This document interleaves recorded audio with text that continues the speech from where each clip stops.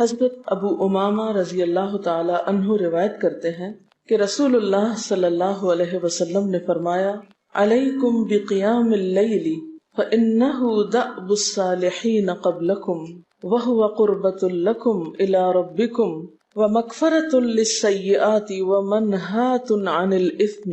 حضرت ابو امامہ رضی اللہ تعالی عنہ سے روایت ہے کہ رسول اللہ صلی اللہ علیہ وسلم نے فرمایا، تہجد ضرور پڑھا کرو کیونکہ وہ تم سے پہلے صالحین کی روش ہے۔ یعنی یہ نماز صرف امت مسلمہ کے لیے نہیں بلکہ ہم سے پہلے دیگر امتوں کے جو نیک لوگ گزرے ہیں ان کی روش بھی یہی ہے، اور تمہارے لیے اپنے رب کے قرب کا وسیلہ ہے۔ یعنی تہجد وسیلہ ہے کس کا؟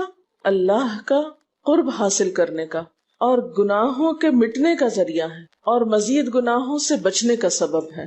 یعنی پچھلے گناہوں کے صاف ہونے کا ذریعہ، نمبر 3 مزید گناہوں سے بچنے کی طاقت انسان کو نصیب ہوتی ہے اس کے ذریعے، یعنی گناہوں سے روک بنتا ہے۔ یہ روایت جو ہے ابن خزیمہ کی ہے۔ حضرت ابو ہریرہ رضی اللہ تعالی عنہ روایت کرتے ہیں کہ رسول اللہ صلی اللہ علیہ وسلم نے فرمایا، اس شخص پر اللہ کی رحمت ہو جو رات کو اٹھا، پھر نماز تہجد پڑھی، پھر اپنی بیوی کو جگایا، پھر اس نے نماز پڑھی، پھر اگر عورت غلبہ نیند کے باعث نہ جاگی تو اس کے منہ پہ پانی کے چھینٹے مارے، اور اس عورت پر بھی اللہ کی رحمت ہو جو رات کو اٹھی، نماز پڑھی، اپنے شوہر کو جگایا، پھر اس نے نماز پڑھی، پھر اگر شوہر نہ جاگا تو اس کے منہ پر پانی کے چھینٹے مارے۔ برابر کی بات ہے، دونوں کے لیے اجر بھی برابر کا ہے، اور دونوں کو حق بھی برابر کا ہے جگانے کا، اور دونوں کو پانی کا چھینٹا مارنے کا بھی حق ہے، اور اس میں کسی کی بھی بے عزتی کی بات نہیں۔ یعنی عورت اگر ایسا کرے اپنے شوہر کے ساتھ تو وہ اس کی طرف سے کوئی روڈنس نہیں ہوگی، کیونکہ عام طور پر جب کسی کو نیند کی حالت میں جگایا جاتا ہے اور خصوصاً اگر اس پہ پانی پھینک دیا جائے تو وہ کیا سمجھتا ہے کہ اس کی بہت بے عزتی ہو گئی یا اس کے ساتھ بہت برا کیا گیا، اور عموماً لوگ اس وقت بہت غصے کا مظاہرہ پھر کرتے ہیں کہ کیوں جگایا جا رہا ہے۔ حضرت ابو ہریرہ رضی اللہ تعالی عنہ کہتے ہیں کہ رسول اللہ صلی اللہ علیہ وسلم فرماتے تھے، فرض نماز کے بعد سب نمازوں سے افضل تہجد کی نماز ہے۔ یعنی فرائض بہرحال افضل ہے، اور نوافل میں سب سے افضل تہجد کی نماز۔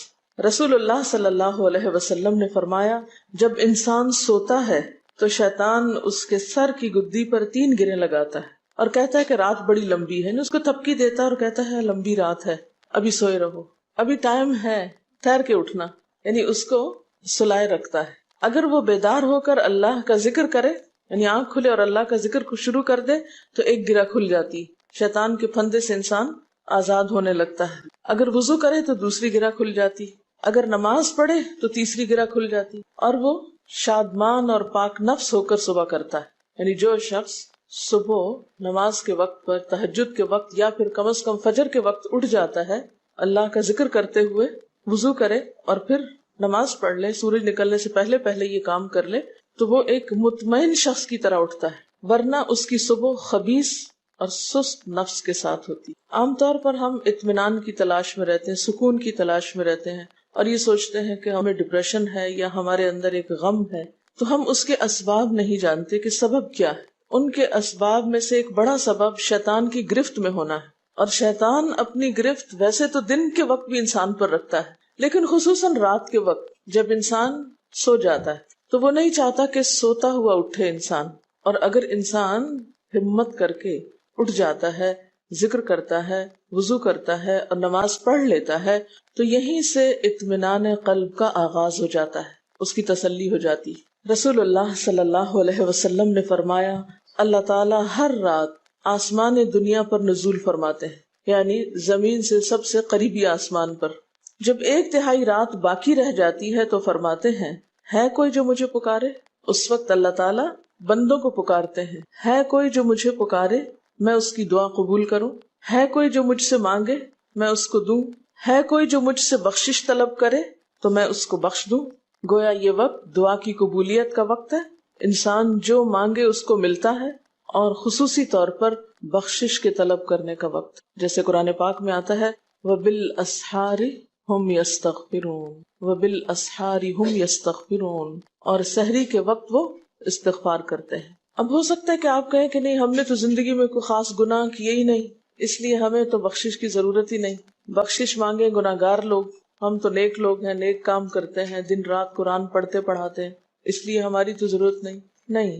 نبی صلی اللہ علیہ وسلم جن کے اگلے پچھلے سب قصور معاف کر دیے گئے تھے، وہ اتنا لمبا قیام کرتے تھے کہ ان کے قدم مبارک سوج جاتے تھے۔ حضرت مغیرہ فرماتے ہیں رسول اللہ صلی اللہ علیہ وسلم نے اتنا لمبا قیام کیا رات کو کہ آپ کے پاؤں سوج گئے۔ آپ سے سوال کیا گیا کہ آپ اتنی مشقت کیوں کرتے ہیں، اپنے آپ کو اتنا کیوں تھکاتے ہیں، حالانکہ آپ کے تو سارے گناہ معاف کر دیے گئے۔ آپ نے فرمایا کیا میں اللہ کا شکر گزار بندہ نہ بنوں؟ یعنی صرف گناہوں کی بخشش ہی نہیں بلکہ نعمتوں پر شکر بھی واجب ہے۔ جہاں ایک طرف گناہوں کی بخشش انسان کے لیے اللہ کے قرب کے راستے ہموار کرتی ہے، وہاں اللہ تعالیٰ کا شکر ادا کرنا بندے کو اللہ کا قرب عطا کرتا ہے۔ اچھا، اب پہلی سنت میں آپ کو بتاؤں گی کہ اگر آپ تہجد کے وقت اٹھے ہیں تو سب سے پہلے آپ کیا پڑھیں گے۔ حضرت عائشہ رضی اللہ تعالی عنہا فرماتی ہیں کہ رسول اللہ صلی اللہ علیہ وسلم جب رات کو تہجد کے لیے اٹھتے تو یہ پڑھتے 10 بار اللہ اکبر، 10 بار الحمدللہ، 10 بار سبحان اللہ و بحمدہ، 10 بار سبحان الملک القدوس، 10 بار استغفر اللہ، 10 بار لا الہ الا اللہ، اور پھر 10 بار اللہم اعوذ بک من ضیق الدنیا و ضیق یوم القیامہ، میں تیری پناہ میں آتا ہوں دنیا کی تنگی سے اور قیامت کے دن کی تنگی سے۔ اللہم اعوذ بک من ضیق ضاد یہ قاف من ضیق الدنیا و ضیق یوم القیامہ، یہ بھی 10 بار۔ اور پھر فرماتے اللہم اغفر لی واہدنی وارزقنی وعافنی، پھر وضو کرتے اور تہجد شروع کرتے، یعنی یہ بھی وضو سے پہلے آپ پڑھ لیتے تھے۔ تو آپ کیا کر سکتے ہیں، جیسے آنکھ کھلی یا بستر پر لیٹے ہیں تو بعض اوقات ایسا ہوتا ہے نا کہ انسان سوچتا ہے اچھا ایک سائڈ پہ سو کے اتنے تھکے ہوئے ہوتے ہیں کہ آپ ایک دم نہیں اٹھ پاتے۔ حالانکہ آپ صلی اللہ علیہ وسلم کے نیند سے بیدار ہونے کا طریقہ کیا تھا کہ جب آپ اٹھتے تھے تو یکدم اٹھتے تھے، سستی کے مارے نہیں کہ کبھی ایک طرف لیٹ گئے پھر دوسری طرف سو گئے، پھر دائیں طرف پھر بائیں طرف، نہیں، جب جاگنے کا وقت ہوتا تھا تو آپ فوراً اٹھ جاتے تھے۔ لیکن بسا اوقات ایسا ہوتا ہے کہ انسان تھکا ہوا ہوتا ہے، سائڈ بدل کے دوسری طرف کو ذرا لیٹتا ہے، تو یہ لیٹے لیٹے بھی آپ اذکار پڑھ سکتے ہیں، ٹھیک ہے؟ اور یہ سب آپ کو آتے ہی ہوں گے سوائے ایک وہ ذکر کے اللہم اعوذ بک من ضیق الدنیا و ضیق یوم القیامہ، اور ترتیب آپ یاد کر لیں اپنے بیڈ سائڈ ٹیبل پہ یا بیڈ پہ یا کہیں بھی، یہ نوٹس کسی پین کے ساتھ لکھ کے لگا دیں، چپکا دیں، اور جب یاد ہو جائے تو پھر اتار دیں، جب عادت بن جائے تو ہٹا دیں وہاں سے، ٹھیک ہے؟ جتنے دن عادت نہیں بنتی اتنے دن اپنے یادداشت کے لیے رکھ لیں۔ اسی طرح نیند سے اٹھ کر لا الہ الا اللہ وحدہ لا شریک لہ لہ الملک ولہ الحمد وہو علی کل شیء قدیر الحمد للہ وسبحان اللہ واللہ اکبر ولا حول ولا قوۃ الا باللہ، یہ بھی پڑھ سکتے ہیں۔ اچھا، ضروری نہیں کہ سب کچھ ایک ہی دن میں پڑھ لیں، یہ بھی آپ کر سکتے ہیں کہ ایک دن میں ایک چیز پڑھ لیں، دوسرے دن دوسری پڑھ لیں، تیسرے دن تیسری پڑھ لیں، ٹھیک ہے نا؟ اور اگر ساری ایک دن بھی پڑھنا چاہیں، دیکھیں وقت کی بات ہے نا، ہو سکتا ہے اس وقت عمر کے اس حصے میں آپ پہ بہت ذمہ داریاں ہوں، آپ یہ سب کچھ نہ پڑھ سکتے ہوں، لیکن زندگی کا ایک ایسا وقت بھی آتا ہے جب انسان بوڑھا ہو جاتا ہے، جب اس کے اوپر باقی ذمہ داریاں کم ہو جاتی ہیں، پھر نیند بھی کم ہو جاتی ہے، پھر زیادہ عبادت کا موقع ملتا ہے، تو ایسے میں جب انسان کے پاس عبادت کے لیے وقت اور موقع زیادہ ہو تو پھر یہ ساری چیزیں بھی پڑھ لیں، ٹھیک ہے نا؟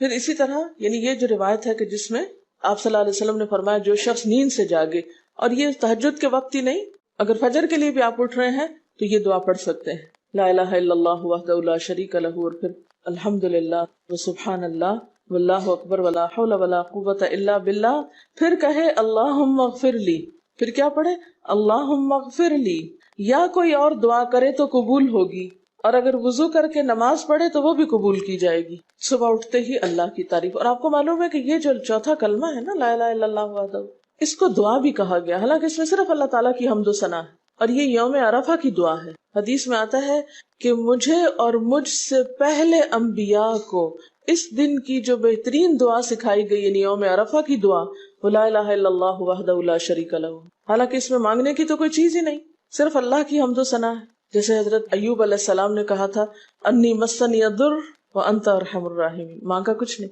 انت ارحم الراحمین، انت ارحم الراحمین۔ اللہ تعالیٰ کی تعریف کر کے، اللہ تعالیٰ کے نام کے ساتھ اس کو اگر انسان پکار لیتا ہے تو یہ بھی اس کے لیے بہت کافی۔ ایک اور روایت میں آتا ہے رسول اللہ صلی اللہ علیہ وسلم جب تہجد کے لیے اٹھتے یعنی آپ ایک مرتبہ اٹھے، یعنی جو صحابی روایت کرتے ہیں، تو آپ نے بیٹھنے کے بعد آسمان کی طرف نظر کر کے سورۃ آل عمران کی آخری 11 آیات 190 سے لے کر 200 تک 11 آیتیں یہ پڑھی، ان فی خلق السماوات سے لے کر بالکل آخر تک.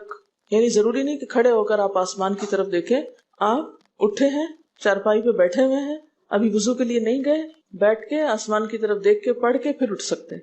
اب اس میں آپ دیکھیں نا کہ انسانی نفس کی بھی ایک رعایت ہو جاتی ہے. لیٹے لیٹے آپ نے ایک ذکر پڑھ لیا، بیٹھ کے آپ نے دوسرا پڑھ لیا، پھر آپ وضو کو چلے گئے، تو اس میں وہ جو ایک طبیعت کی کسل مندی ہوتی ہے وہ بھی ساتھ ساتھ اللہ کے ذکر سے دور ہوتی جاتی ہے، اور ایک سٹیپ کے بعد دوسرا سٹیپ لینا بھی آسان ہو جاتا ہے. اچھا، اس میں آپ دیکھیں حکمت کیا ہے کہ آپ صلی اللہ علیہ وسلم نے کیا فرمایا کہ آسمان کی طرف دیکھ کے پڑھا جائے تاکہ اچھی طرح آنکھیں کھل جائیں. تو زبانی یاد کرنے کا مطلب یہ نہیں کہ آپ آنکھیں بند کر کے سوئے سوئے پڑھیں، کیونکہ بعض اوقات ایسا ہوتا ہے نا، آنکھ کھلتی ہے، ذکر شروع کرتے ہیں اور پھر پتہ ہی نہیں چلتا اور ذکر آدھے میں رہ جاتا ہے اور سو چکے ہوتے ہیں. اور پھر اگر آپ کو زبانی یاد نہیں ہوگی نا، دیکھ کے پڑھیں گے تو وہ الماری کی طرف ہی دیکھتے رہیں گے، آسمان کی طرف نہیں دیکھ سکیں گے، تو پھر سنت پوری نہیں ہو سکے گی. اور اسی طرح حضرت ابن عباس روایت کرتے ہیں کہ جب رسول اللہ صلی اللہ علیہ وسلم رات کو تہجد کے لیے کھڑے ہوتے تو اللہ پر تکبیر تحریمہ کے بعد یہ دعا پڑھتے: اللہم لک الحمد انت قیم السماوات والارض ومن فیہن ولک الحمد لک ملک السماوات والارض ومن فیہن ولک الحمد انت نور السماوات والارض ولک الحمد انت ملک السماوات والارض ولک الحمد انت الحق ووعدك الحق ولقاؤك حق وقولك حق والجنة حق والنار حق والنبيون حق ومحمد صلی اللہ علیہ وسلم حق والساعة حق اللهم لك أسلمت وبك آمنت وعليك توكلت وإليك أنبت وبك خاصمت وإليك حاكمت فاغفر لي ما قدمت وما أخرت وما أسررت وما أعلنت أنت المقدم وأنت المؤخر لا الہ الا انت. الہی تیرے ہی لیے ہے ساری تعریف، زمین و آسمان اور جو کچھ ان میں ہے سب کو تو ہی قائم رکھنے والا ہے. تیرے ہی لیے ہے ساری تعریف، زمین و آسمان اور جو کچھ ان میں ہے اس سب کی بادشاہی تیرے ہی لیے ہے. تیرے ہی لیے ہے ساری تعریف، تو ہی روشن کرنے والا ہے زمین و آسمان کو. تیرے ہی لیے ہے ساری تعریف، تو ہی بادشاہ ہے زمین و آسمان کا. تیرے ہی لیے ہے ساری تعریف. تو حق ہے، تیرا وعدہ حق ہے، تیری ملاقات حق ہے، تیرا کلام حق ہے، جنت حق ہے، جہنم حق ہے، تمام انبیاء حق ہیں اور محمد صلی اللہ علیہ وسلم حق ہیں، قیامت حق ہے. الہی میں تیرے سامنے جھک گیا، میں صرف تیرے ساتھ ایمان لایا، میں نے صرف تجھی پر بھروسہ کیا، میں نے صرف تیری طرف رجوع کیا، صرف تیری ہی مدد سے دشمنوں سے جھگڑتا ہوں، میں نے صرف تجھے ہی اپنا حاکم مانا. سو تو میرے اگلے پچھلے اور ظاہر و پوشیدہ اور جنہیں تو مجھ سے زیادہ جانتا ہے سارے کے سارے گناہ معاف کر دے. تو ہی آگے کرنے والا ہے، تو ہی پیچھے ڈالنے والا ہے، تیرے سوا کوئی سچا معبود نہیں ہے. یہ جو دعا استفتاح ہے تہجد کے وقت کی، یہ باہر نہیں نماز کے اندر پڑھنے کی دعا ہے. ہم دعا مانگتے ہیں اللہم اجعلنی لک ذکارا لک شکارا. ان دعاؤں کے پڑھے بغیر ذکار کیسے بن سکتے ہیں؟ ذکار کا صیغہ تو فعال کے اوپر ہے نا، بہت زیادہ ذکر کرنے والا. والذاکرین اللہ کثیرا والذاکرات. تو ذاکرات کیسے بن سکتے ہیں جب تک کہ یہ دعائیں زبانی نہ آتی ہوں اور اپنے وقت پر نہ پڑھی جاتی ہوں. ویسے بھی ذکر بہت اچھی چیز ہے، لیکن جو مسنون ذکر ہے اور جو نبی صلی اللہ علیہ وسلم کے طریقے کے مطابق ہے، جو اطمینان قلب اور خوشی اس وقت اس کام کو اس طریقے پہ کر کے نصیب ہوتی ہے، وہ اس کے علاوہ نہیں ہوتی. اگرچہ اس سے خوشی ہوتی ہے لیکن اس طرح کی نہیں نصیب ہوتی، اس طرح کا اطمینان نہیں ہوتا. آپ تجربہ کر کے دیکھ لیں، سنت کے مطابق زندگی گزارنا اور اپنی مرضی کے مطابق زندگی گزارنا، یہ دو مختلف لائف سٹائلز ہیں، دو مختلف طریقہ ہائے زندگی ہیں. دونوں کا امپیکٹ فرق ہوتا ہے، اثرات فرق ہوتے ہیں. اور یہ نہیں کہ یہ کوئی بہت مشکل عمل ہے، بہت مشکل کوئی نہیں ہے، ہم کر سکتے ہیں. لیکن بات یہ ہے کہ ہم کرنے کی کوشش کریں، ارادہ تو کریں. پہلے تو آپ اپنے آپ سے یہ پوچھیں ارادہ بھی کیا کہ نہیں، کیونکہ اگر ارادہ ہو گیا نا تو کام بھی ہو جائے گا. مشکل یہ ہے کہ ہم جب کوئی ایسا کام سنتے تو پھر سوچتے نہیں ہمارا تو حالات اتنے کٹھن ہیں کہ یہ عمل ہمارے لیے نہیں. ویسے بھی نفل ہے، کوئی بات نہیں، نہ بھی ہو سکا تو کیا ہے، یہی کہہ کے ہم چھوڑ دیتے ہیں چیزوں کو کہ نہیں. لیکن میں سمجھتی ہوں کہ جو عمر آپ بچیوں کی خاص طور پر اس وقت اس عمر کو غنیمت سمجھے اور اس میں آپ نے جو کچھ اب یاد کر لیا، عادت ڈال لی، وہ اگلی زندگی میں شدید مصروفیت کے باوجود بالکل عادت ثانیہ ہو جائے گی، ایک روٹین ہو جائے گی اور آپ کو مشکل نہیں ہوگی. لیکن اگر اب نہیں عادتیں ڈالی، کل کو یا نئے سرے سے عادت ڈالنا بہت مشکل ہوگا. سنت مشکل نہیں ہے، صرف یہ ہے کہ ارادے، نیت اور پھر کوشش کی ضرورت. کر لیں گے تو ہو بھی جائے گا، آخر کرنے والے کرتے ہیں. لیکن جب ہم پہلے ہی سے سوچ لیتے نہیں بڑا مشکل، وہ تو اللہ والے کرتے ہیں اور وہ تو نیک لوگوں کا کام ہے، ہم تو نہ اللہ والے ہیں اور نہ ہی نیک ہیں، تو کیوں نہیں ہے، ہو جائے. اب آپ صلی اللہ علیہ وسلم کے تہجد کی کیفیت کیا تھی؟ حضرت ابو ذر کہتے ہیں کہ رسول اللہ صلی اللہ علیہ وسلم نے تہجد میں اتنا قیام کیا کہ اس ایک آیت کو پڑھتے پڑھتے صبح کر دی. ایک آیت پڑھتے پڑھتے صبح کر دی. کون سی آیت تھی وہ؟ ان تعذبہم فانہم عبادک وان تغفر لہم فانک انت العزیز الحکیم. ایک آیت کو اتنی دفعہ پڑھا اور پڑھتے رہے اور پڑھتے رہے اور پڑھتے رہے، اسی میں صبح ہو گئی. تو طویل قیام جو ہے ضروری نہیں کہ وہ صرف کس وقت ہو، کوئی لمبی سورت پڑھ کے ہی، چھوٹی سورت بھی ہو سکتی ہے، لیکن روح کے ساتھ، شعور کے ساتھ اگر آپ دوہرا کے بھی پڑھیں.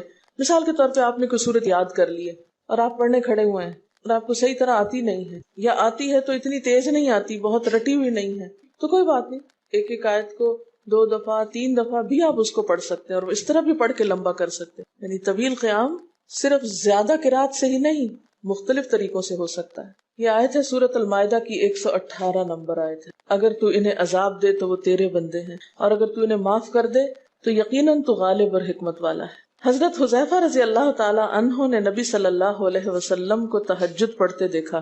وہ کہتے ہیں سورۃ فاتحہ کے بعد آپ نے سورۃ بقرہ پڑھی، پھر رکوع کیا. آپ کا رکوع آپ کے قیام کی مانند تھا. ہماری تو کمر نہ ٹوٹ جائے. کر کے تو ذرا دیکھیں. میں نے زندگی میں پہلی دفعہ رمضان میں طویل رکوع اور سجدے کا موقع ملا. اس سے پہلے تو اس طرح کا سچ پوچھے کانسیپٹ بھی کوئی نہیں تھا، کیونکہ بہت سی چیزیں جب ہم پڑھتے ہیں تو ہم کہتے ہیں ہاں یہ نبی صلی اللہ علیہ وسلم کے لیے ہے، یہ تو آپ کی شان ہے اور آپ کا مقام ہے. ہم تو عام کمزور بندے ہیں. اصل میں ہم کمزور کیوں ہیں؟ اس لیے کہ ہم نے اپنی انرجیز بیکار باتوں میں بہت لگا رکھی، بیکار غم پالے ہوئے ہیں، بیکار مشغلے ہیں، بیکار گفتگویں ہیں. تو انرجی تو لگتی ہے نا. آپ فضول کی باتیں سوچیں تو کیا انرجی نہیں لگے گی؟ آپ لایانی چیزوں پہ کڑنا شروع کر دیں، کیا انرجی نہیں لگے گی؟ لگے گی. تو پھر آپ کے پاس کوئی تعمیری مثبت کام کرنے کے لیے نہ وقت ہے نہ انرجی ہے. پھر اس وقت تک آپ خالی ہو چکے ہوتے ہیں. رات کو دیر تک آپ اگر فضول گپ شپ کرتے رہے تو صبح اٹھے گا کون، اور پھر صبح پڑھے گا کون، اور اگر پڑھے بھی تو کیا پڑھے اس میں. کبھی آپ نے سوچا کہ احادیث کی یہ جو کتابیں ہیں یہ ساری کی ساری صرف آپ کی گفتگو نہیں، آپ کے عمل کا بھی احاطہ کیے ہوئے ہیں، اور ٹوٹل آپ کی گفتگو یہی ہے.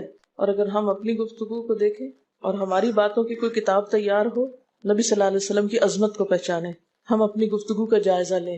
اگر ہماری گفتگو بھی ریکارڈ ہو کر لوگوں کے پاس جانے لگے، لوگوں تک پہنچنے لگے، ہم عملی نمونہ کیوں نہیں لوگوں کے لیے؟ ہمیں دیکھ کر لوگوں کے عمل کیوں نہیں بدلتے؟ ہماری بات لوگوں پر اثر کیوں نہیں کرتی؟ کبھی سوچا ہم نے؟ صرف اپنی گفتگو کے آئینے میں ہی اپنے آپ کو پہچان لے کہ ہم کہاں ہیں، کون ہیں، کہاں کھڑے ہیں، لوگوں کے بیچ میں کیا باتیں کرتے ہیں، لوگوں کے پیٹھ پیچھے کیا باتیں کرتے ہیں، کہاں کس حال میں کیا کر رہے ہوتے ہیں. ہر شخص اپنے آپ کو خود پہچان سکتا ہے. کیا واقعی ہم اس لائق ہیں کہ کوئی ہم سے کچھ سیکھے؟ صرف اپنی گفتگو کے آئینے میں خود کو پہچانے. بعض اوقات کتنا بیکار بولتے ہیں، کتنا بے مقصد بولتے ہیں، کتنا ضرورت سے زائد بولتے ہیں. اس کا یہ مطلب نہیں کہ مصنوعی خاموشی اپنے اوپر مسلط کر لیں، کیونکہ پھر ہم دوسری ایکسٹریم پہ نکل جاتے ہیں. لیکن بامقصد گفتگو کتنی ہے ہماری باتوں میں جو واقعی فائدہ مند ہو، تو پھر ذرا روک بھی لیا کریں نا اپنے آپ کو. اپنے ساتھ خود ہی محنت کریں گے تو بات بنے گی. سوچیں تو، احساس تو کریں. جب کریں گے تو انشاءاللہ کامیابی بھی ہوگی. لیکن پہلی بات تو یہ نا کہ ہم جو کچھ کرتے ہیں نہ اس کا حساب کرتے ہیں، نہ اس کے بارے میں سوچتے ہیں کہ ہم کر کیا رہے ہیں. ہمیں نیکی نہ کرنے کا موقع یا ہمارے نیکی نہ کرنے کا ایک سبب اور ایک بڑی وجہ ہماری انرجیز کا بیکار چیزوں میں استعمال ہونا ہے، فضول کی سیاست میں ملوث ہونا ہے.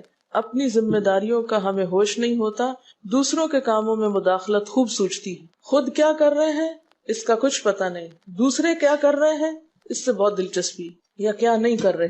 بہت سے لوگ، بہت سی خواتین کمر درد کی شکایت کرتے ہیں، اور اس کی ایک بڑی وجہ نمبر 1 رکوع کا صحیح پوزیشن پہ نہ ہونا ہے، اور نمبر 2 اس پوزیشن پہ کوئی ایکسرسائز نہیں ہماری ہوتی. یہ بتا رہی ہیں کہ کسی کی کمر میں درد تھا اور ٹھیک نہیں ہوتا تھا کسی چیز سے، تو ڈاکٹر نے ان کو یہ مشورہ کیا کہ طویل رکوع اور طویل سجدے کریں، بیسٹ ایکسرسائز ہے، کر کے تو دیکھیں۔ اور اس میں آپ دیکھیے کہ صحیح پوزیشن پہ لائیں، بالکل اسٹریٹ رکھیں گردن اور کمر کو، پیٹھ اور گردن ایک لائن میں آنی چاہیے۔ بہت سے لوگ یوں ٹیڑھی کرتے ہیں، یوں کر کے بس کرتے ہیں، یہ غلط پوزیشن ہے، اس سے تو اور بیمار ہو سکتے ہیں۔ کئی لوگ سر پھینک دیتے ہیں نیچے کو، یہ بھی غلط پوزیشن ہے، اس سے بھی کام خراب ہوتا ہے۔ اگر آپ صحیح پوزیشن پہ رکوع لمبا کریں تو یقینی طور پہ کمر درد کا علاج ہے۔ تو پٹھے مضبوط ہوتے ہیں نا کمر کے، آپ اس کو روک کے رکھے ہوتے ہیں ایک سیدھی لائن میں۔ 2 فیٹ کے درمیان کا فاصلہ بھی بہت معتدل رکھیں، نہ تو بہت قریب رکھیں اور نہ بہت کھلا رکھیں، بالکل معتدل، جس میں آپ آرام سے سکون سے کھڑے ہو سکیں اور آپ کا بیلنس قائم رہے۔ بیلنس کو قائم کرنا بے حد ضروری، ٹھیک ہے۔ حضرت حذیفہ نے نبی صلی اللہ علیہ وسلم کو تہجد پڑھتے دیکھا، وہ کہتے ہیں کہ سورۃ فاتحہ کے بعد آپ نے سورۃ بقرہ پڑھی، پھر رکوع کیا، آپ کا رکوع آپ کے قیام کی مانند تھا، یعنی جتنا لمبا قیام تھا اسی طرح رکوع تھا، پھر آپ نے رکوع سے سر اٹھایا اور کھڑے ہو گئے، اور آپ کا قوما یعنی رکوع کے بعد اٹھنے کا وقت بھی کافی طویل تھا۔ ہم تو بعض اوقات اٹھ کے کھڑے نہیں ہوتے کہ نیچے چلے جاتے ہیں، تو وہ بھی طویل تھا۔ صرف 2 رکعتیں بھی آپ ایسی پڑھ لینا کافی، اگر عام دنوں میں نہ پڑھی جائے تو ویکینڈ پہ پڑھ لیں۔ ہمارا تو ویکینڈ پہ لمبا سونے کا پروگرام ہوتا ہے نا، تو چلے دوبارہ سو جائیں، لیکن ہفتے میں 1 دفعہ کر لیں، اگر روز نہیں بھی کر سکتے 2 دفعہ کر لیں، ٹوائس اے ویک کر لیں۔ پھر آپ کا سجدہ آپ کے قومے کی مانند تھا، یعنی جتنا آپ کھڑے ہوئے تھے اتنا آپ پھر سجدہ کیا۔ آپ دونوں سجدوں کے درمیان اپنے سجدے کی مانند بیٹھے تھے، یعنی 2 سجدوں کے بیچ میں بھی آپ اتنی دیر بیٹھے جتنی دیر آپ نے سجدہ کیا تھا۔ پس آپ نے 4 رکعتوں میں سورۃ بقرہ، آل عمران، نساء اور المائدہ پڑھی۔ ہمیں اگر خود نہیں بھی آتی اور کوئی پڑھانے والا اتنی لمبی ایک دفعہ بھی تراویح کوئی پڑھا دے یا کوئی نفل پڑھا دے تو ہم دوسری دفعہ اس کے پاس نہ پڑھیں۔ تقریباً 7.25 پارے بنتے ہیں، جس کو ایک منزل کہا جاتا ہے۔ ایک دن کے تہجد میں آپ نے اتنا پڑھا، اور یہ تو قرآن کی قرات تھی، لیکن بیچ کے وقفوں میں تسبیحات اور اللہ کی تعریف اور حمد و ثنا اور ذکر، یہ آپ پر بس تھا۔ یہ وہی کر سکتا ہے جس کو واقعی اللہ سے حقیقی محبت ہو، صرف دعوے کی حد تک نہیں۔ میں کہتی ہوں چلے روزانہ نہ صحیح، ہفتے میں 1 بار، ہفتے میں نہیں، مہینے میں 1 بار، مہینے میں نہیں تو سال میں، رمضان میں، کسی موقع پر کچھ تو اللہ سے تعلق آئے، کچھ تو قرب پائیں۔ ہر شخص کے بس میں نہیں کہ ہر روز ایسی عبادت کرے، کیونکہ اللہ کے رسول صلی اللہ علیہ وسلم کا بہرحال مقام کچھ اور تھا، لیکن کچھ شوق، کچھ حسرت، کچھ تو دل میں ہونا ہی چاہیے، کوئی نیت، کوئی ارادہ، کوئی عزم، اور پھر اس کے لیے کوشش۔ تو وقت بچے گا کچھ آپ کے پاس فالتو باتوں کے لیے، فضول چیزوں کے لیے، کچھ سوچنے کے لیے، ٹینشن کے لیے بچے گا کچھ؟ سب کچھ بھاگ جائے گا، کچھ بھی نہیں بچے گا، کیونکہ ان عبادی لیس لک علیہم سلطان، میرے بندے ان پہ اے شیطان تیرا کوئی زور نہیں چلتا، بس چلتا ہی نہیں ان پہ تیرا، سارا زور ہی ان پہ چلتا ہے جو فالتو ہوتے ہیں۔ فالتو ذہن جو ہوتا ہے وہ شیطان کا گھر ہوتا ہے۔ حضرت حذیفہ بیان کرتے ہیں کہ میں ایک رات آپ صلی اللہ علیہ وسلم کے ساتھ نفلی نماز میں شریک ہو گیا، آپ نے سورۃ بقرہ شروع کر دی، میں نے سوچا کہ آپ 100 آیات پڑھ کر رکوع میں چلے جائیں گے، مگر آپ پڑھتے گئے۔ میں نے خیال کیا کہ سورۃ بقرہ کو 2 رکعتوں میں پڑھیں گے، لیکن آپ پڑھتے رہے۔ آپ نے سورۃ بقرہ ختم کر کے سورۃ نساء شروع کر دی، پھر ختم کر کے آل عمران پڑھنی شروع کر دی، اس کو بھی ختم کر دیا۔ آپ نہایت آہستگی سے پڑھتے جاتے تھے، جب ایسی آیت تلاوت کرتے جس میں سبحان اللہ کہنے کا حکم ہوتا ہے، جیسے سبح بحمد رب، جیسے مثال کے طور پر، تو سبحان اللہ کہتے۔ اگر کچھ مانگنے کا ذکر ہوتا تو سوال کرتے، اگر پناہ مانگنے کا ذکر ہوتا تو اعوذ باللہ پڑھتے۔ اس حدیث سے یہ بھی پتہ چلتا ہے کہ سورتوں کی ترتیب ضروری نہیں، کیونکہ آپ نے پہلے النساء پڑھی پھر آل عمران پڑھی۔ یہ جو ہر وقت لوگ پیچھا کیے رکھتے ہیں نا، بعض اوقات تو بہت ضد کرتے ہیں کہ آپ نے پہلی رکعت میں یہ پڑھائی تھی تو دوسری میں یہ کیوں پڑھا دی۔ یہ تو سنت میں ملتا ہے کہ پہلی رکعت طویل ہے دوسری کے مقابلے میں، لیکن یہ لازم نہیں کہ جو پہلی میں پڑھے اس کے بعد آگے والی صورتوں میں سے پڑھے، پیچھے والی بھی سے نہیں پڑھ سکتے۔ رسول اللہ صلی اللہ علیہ وسلم نے عبداللہ بن عمرو سے کہا، مجھے بتلایا گیا ہے کہ تم ساری رات نفل پڑھتے اور دن کو روزہ رکھتے ہو، اگر تم ایسا کرو گے تو تمہاری آنکھ کمزور اور طبیعت سست ہو جائے گی، یعنی ہر روز روزہ اور ہر رات جگراتا تمہاری جان اور تمہارے بال بچوں کا بھی تم پر حق ہے، اس لیے روزہ رکھو اور افطار بھی کرو اور رات کو قیام کرو اور سو بھی۔ یعنی ساری رات تہجد پڑھنا یا نفل پڑھنا پسندیدہ نہیں ہے، رات کو سونا بھی پسندیدہ ہے۔ ہمارے ہاں 27ویں رات کو پوری رات جاگنا لازم سمجھا جاتا ہے، تو نبی صلی اللہ علیہ وسلم سے کوئی رات بھی پوری کی پوری جاگنا ثابت نہیں، کیونکہ اگر انسان صرف جاگتا ہی جاگتا چلا جائے تو وہ آسان ہوتا ہے، ایک دفعہ سو کے پھر اٹھنا جو ہے نا وہ اصل میں نفس کا امتحان ہوتا ہے، وہ مشکل ہوتا ہے۔ اسی طرح نبی صلی اللہ علیہ وسلم 3 دن سے کم میں قرآن مجید ختم کرنا پسند نہیں فرماتے تھے۔ آپ نے حضرت عبداللہ بن عمرو سے فرمایا کہ 1 ماہ میں پورا کر لو۔ انہوں نے عرض کی میں اس سے زیادہ تلاوت کی طاقت رکھتا ہوں، تو فرمایا 20 دن میں کر لو۔ ان کا میں اس سے زیادہ کی طاقت رکھتا ہوں، فرمایا 7 دن میں ختم کر لیا کرو، اس سے زیادہ کی اجازت نہیں، یعنی وہ ایک منزل کر کے۔ صحابہ کرام چونکہ اس زمانے میں مصحف اس طرح تھوڑی چھپے ہوئے تھے کہ کتابوں کی شکل میں ہوں، جو قرآن تھا لوگوں کے سینوں میں تھا، یاد کیے ہوئے تھے، اور وہ یاد کیا ہوا کہیں صبح کے وقت الگ بیٹھ کے نہیں پڑھا کرتے تھے، وہ کہاں پڑھتے تھے؟ تہجد میں نماز کے اندر پڑھا کرتے تھے۔ اب یہ تو ہم لوگوں کی مشکل ہوگی نا کہ ہمیں آتا کچھ نہیں زبانی، تو پھر ہم دیکھ کے پڑھتے ہیں تو نماز میں پھر وہ مشکل ہوتا ہے تو الگ رکھ کے پھر اس کو پڑھ رہے ہوتے ہیں، ٹھیک ہے۔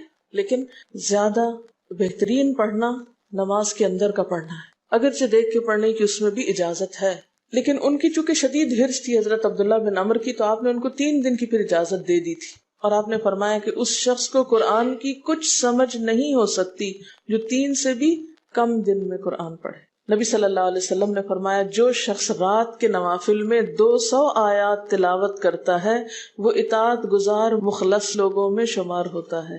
انہ من عبادنا المخلصین، وہ آتا ہے نا قرآن پاک میں انبیاء کی صفت میں سے۔ تو جو شخص رات کو نماز میں یعنی نفل میں 200 آیات تک تلاوت کرتا ہے وہ اطاعت گزار مخلص بندوں میں شمار ہوتا ہے۔